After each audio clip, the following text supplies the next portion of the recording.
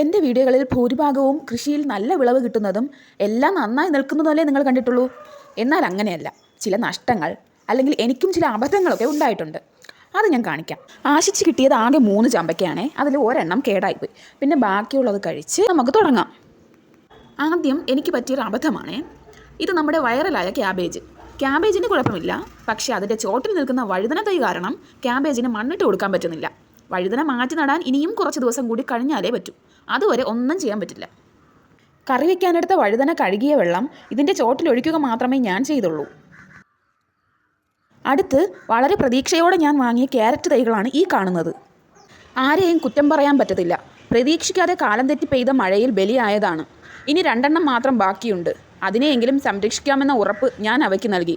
ഞാൻ ഏകിയ ജീവജലത്തിൻ്റെ തണുപ്പിൽ അവരിന്നും സുഖമായിരിക്കുന്നു. നിറയെ പ്രതീക്ഷയുമായി ട്രേയിൽ നിന്ന് മണ്ണിലേക്ക് വന്നതാണ്. എന്നാൽ സൂര്യൻ്റെ ചൂടേറ്റ് കുറേയൊക്കെ കരിഞ്ഞുപോയി. ചിലതൊക്കെ എല്ലാം അതിജീവിച്ച് കരുത്തോടെ നിൽക്കുന്നു. ഇതൊക്കെ ഒരുപക്ഷെ എന്നെ തളർത്തിയേക്കാം.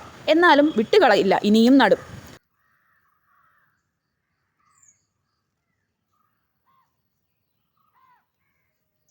മണ്ണിനും മറ്റ് കാർഷിക വിളകൾക്കും ഭീഷണിയായ, എൻ്റെ ഭാഷയിൽ പറഞ്ഞാൽ കാട്ടുചേമ്പ്. ആർക്കെങ്കിലും എന്തെങ്കിലും ഉപയോഗമുണ്ടോയെന്നറിയില്ല. എന്നാൽ എനിക്കില്ല. ഉള്ളത് ഉപദ്രവം മാത്രം. എത്ര തന്നെ പറിച്ചു കളഞ്ഞാലും പിന്നെയും മുളച്ചു വരും. വളരെ ശ്രദ്ധയോടെ നട്ടു വളർത്തുന്ന നല്ല ഇനം ചേമ്പ് ഇങ്ങനെ പൊടിച്ചു കിട്ടുമോ എന്ന് എനിക്കറിയില്ല. എന്നെ വളരെയേറെ വിഷമിപ്പിക്കുന്ന ഒന്നാണിത്. എന്ത് ചെയ്യണമെന്നറിയില്ല. കുലച്ചയുടനെ പിഴുതു വീണ വാഴയെ വീണ്ടും ഉയർത്തി നിർത്തിയതാണ്. ഇനം ഏത്തനാണ്. അങ്ങനെ അങ്ങ് ഒഴിവാക്കി കളയാൻ തോന്നിയില്ല. പക്ഷേ ഇപ്പോൾ നോക്കിയപ്പോൾ വാടിപ്പോയതായി മനസ്സിലായി. ഇനി കറി വയ്ക്കാൻ എടുക്കാമെന്ന് വിചാരിക്കുന്നു. ഇത് മറ്റൊരു ഏത്തൻ. ഇവന് പറയത്തക്ക കുഴപ്പമൊന്നുമില്ല. കൂമ്പൊടിക്കാൻ സമയമായതുകൊണ്ട് ഒടിച്ചെടുത്തു. സാധാരണ വാഴക്കുലകൾ പോലെ സൈസ് ഇല്ല. കാരണം മണ്ണിൻ്റെ വളക്കൂറില്ലായ്മ തന്നെയാണ് എന്ന് കരുതി ചുമ്മാ ഇരിക്കാൻ പറ്റുമോ? ഞാൻ ആലോചിക്കുന്നത്, നമുക്ക് ഉപയോഗമില്ലാത്ത കാട് വളരാൻ നമ്മളൊന്നും ചെയ്യണ്ട. പക്ഷേ ഇതൊക്കെ എത്രമാത്രം കഷ്ടപ്പെടണമല്ലേ. ഇതെൻ്റെ മരവേണ്ട. ഇവിടെ വരുമ്പോൾ ഒരു ഏണി ഉണ്ടായിരുന്നെങ്കിൽ എന്ന് ഞാൻ ചിന്തിക്കും. കാരണം ഇതിൻ്റെ തണ്ട് നിറയെ കേടുപറ്റിയിട്ടുണ്ട്. ഇലയിലാണെങ്കിൽ നിറയെ പുഴുവും. അതിങ്ങനെ വളച്ച് പുഴുവിനെ എടുത്തു കളയുകയാണ് എൻ്റെ ജോലി. പ്രത്യേകിച്ച് ഒരു തരത്തിലുള്ള മരുന്നും ഞാൻ ഉപയോഗിക്കാറില്ല.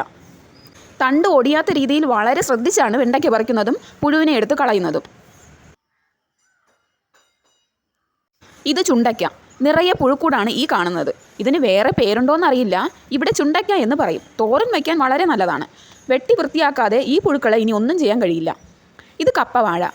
തളിരിലയുടെ വെയിറ്റ് കാരണം അത് ഒടിഞ്ഞു പോയതാണ്. സാധാരണ കാണുന്നതിനേക്കാൾ ഈ വാഴയിലയ്ക്ക് വലിപ്പം വെച്ചിട്ടുണ്ട്. പ്രശ്നം എന്തെന്ന് വെച്ചാൽ, ഇല വിരിയുന്നതിന് മുൻപ് ഒടിഞ്ഞാൽ വാഴ കേടായി പോകും. അറിയാലോ, ഒരു ഇല വിരിഞ്ഞ് മാറിയാൽ മാത്രമേ അടുത്ത ഇല വരികയുള്ളൂ. ഇത്രയും പൊക്കമുള്ളത് കൊണ്ട് നമുക്ക് എന്തെങ്കിലും ചെയ്യാനും ബുദ്ധിമുട്ടാണ്.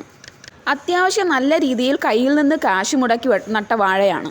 വാഴ കന്ന് വാങ്ങാനും നടാനും വളമിടാനും വെള്ളത്തിനും ഒക്കെ ചിലവുണ്ട്. പക്ഷേ കിട്ടിയ വിളവ് എന്നെ ശരിക്കും ഞെട്ടിച്ചു. ഇനിയും ഒത്തിരി ഉണ്ട് പറയാൻ. ഏതാനും ചിലത് മാത്രമാണ് ഞാൻ ഈ വീഡിയോയിൽ ഉൾപ്പെടുത്തിയത്. പറമ്പ് വെറുതെ കാട് കയറി നശിക്കാതെയും ഇരിക്കും, പിന്നെ എനിക്കൊരു നേരം പോക്കുമാകും എന്ന രീതിയിൽ എനിക്ക് കഴിയുന്നത് പോലെ ഓരോന്ന് നട്ടുപിടിപ്പിക്കുകയാണ് പതിവ്.